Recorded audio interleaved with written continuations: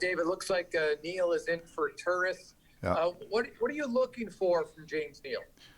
You know what? He's worked really hard in practice. I mean, he missed a month coming into the season. He needs to continue to get himself up to speed, and he's had 2 or 3 days of real good hard practice here. So looking to come in and just continue to build his game, get it back to where he was last year. You're 7-2 in your last 9 games, and the 2 losses you allowed 6 goals, but your team's played really well for a good stretch here. Are you much more comfortable and confident in your team's ability to play sound defensively? Yeah, I mean we've continued to build and it's not just defensively, it's offensively. Our special teams. I think you look at it at the start of the year, it's hard, no exhibition games, and you're trying to get your group up and going. And as we've gone along, I give our players a ton of credit. They've continued to try to get better, to try to push things along in our game that needed improvement, and they've done that, and we've continued to get better. So hopefully we're on the right path. I think there's still lots of room for growth in our group, but it's moving in the right direction. Rob Chichkowski, Post Media.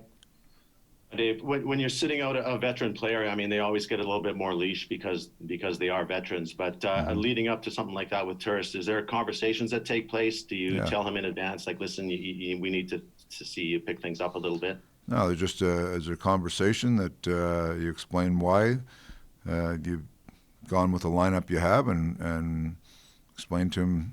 I'm a big believer in just being honest with guys and tell them this is why we made the decision. This is what we're doing, and you have that conversation that you keep that stays between you and the player, and you move on.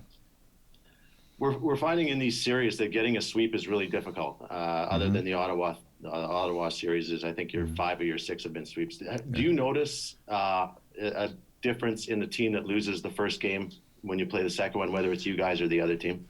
Well, I think that's probably human nature. When you lose,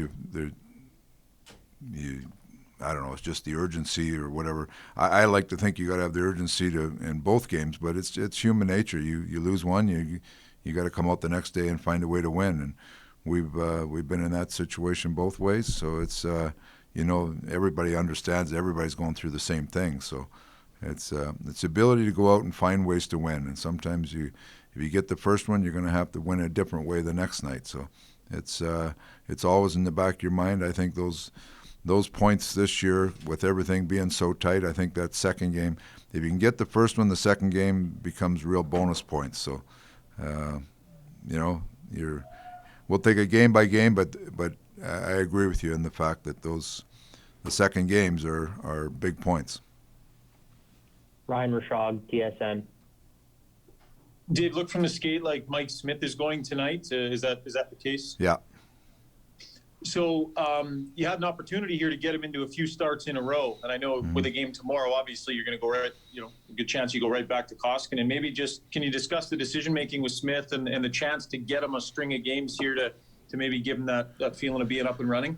Well, it is. Again, you go back to no exhibition games, and he missed a month, so you got to try to get him up and going as quick as you can. I think our team is strongest when we have both guys playing well.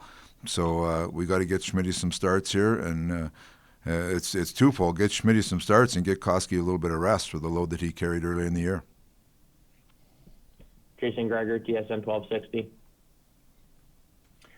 Dave, Larson and Russell had a pretty sound game for you last game. You've kind of made that a defensive pairing, even when it was Legason, a lot of D-zone starts. What do you like about that pair, and are you feeling more comfortable, whether it's Legason or Russell, to just have them pretty much as defensive zone guys? Yeah, Larson's played real well. He's a guy that doesn't get talked about much, but he's played real well for us. So he's kind of the anchor there, and Legason played well. Rusty came in and played well last game.